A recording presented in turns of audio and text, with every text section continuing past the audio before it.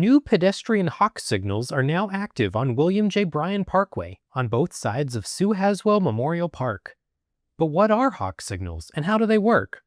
Short for High-Intensity Activated Crosswalk, hawk signals make crossing the street safer by stopping traffic for pedestrians visiting the park.